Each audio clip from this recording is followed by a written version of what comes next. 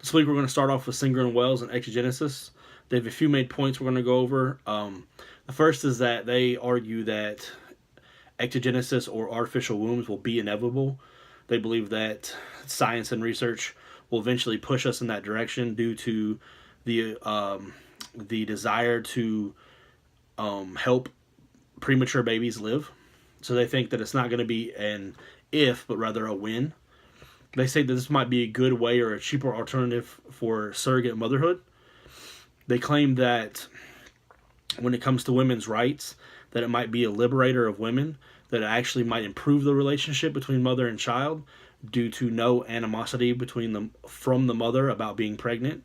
They think that overall it would help women in their pursuit of equality.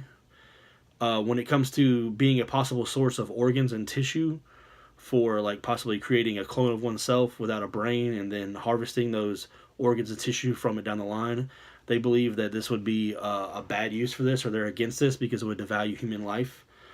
They claim that it could be a possible solution for abortion, that ultimately it could unite both the pro-life and pro-choice sides. This would allow from the freedom. This would allow the freedom of choice not to result in the death of a UDH, because the UDH would be capable of living outside the womb.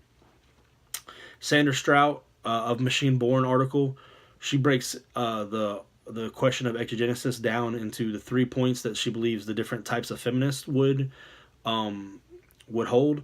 For liberal feminism, her pros of this would be the freedom from unwanted pregnancy, would be a freedom to procreate when otherwise unable, because a woman's unable to have a child, they could use these artificial wombs to create one.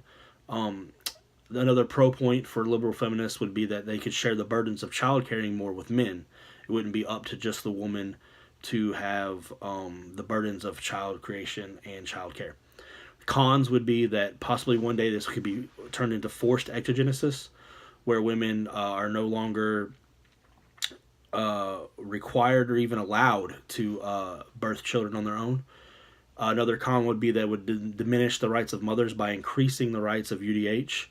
And another one would be the availability of if it's available, then it might pressure a woman to use it, and a woman who wanted to give birth and carry the child 9 months would not be allowed to, based on either laws or the pressure to use ectogenesis. From the radical feminist point of view, Sandra Strout states that the biological difference between men and women must be equalized, so therefore this would free women from the burden of childbirth, and it would also be no longer available or useful to use biology as a justification for discrimination. Biologically, this would put men and women on equal footing in multiple ways, and therefore that can be used to discriminate against women. From the cultural feminist point of view, or feminist care ethics, she believes that fostering reciprocal relationships and nurturing selves through relationships is the primary goal of feminist care ethics. And because of this, the mother-child relationship has been essential to the formation of this idea, which in many ways contrasts starkly to liberal feminist ideals of liberty, autonomy, and equality. And therefore she attacks Firestone's ideal of escape from biological motherhood. I really like this, and it talks about more downsides to the social devaluing of motherhood, and being a direct correlation between the value of motherhood and a women's value in a society. And if we devalue motherhood, it could devalue women's place in society. Another downside possibly is that it undermines the mother-child bond.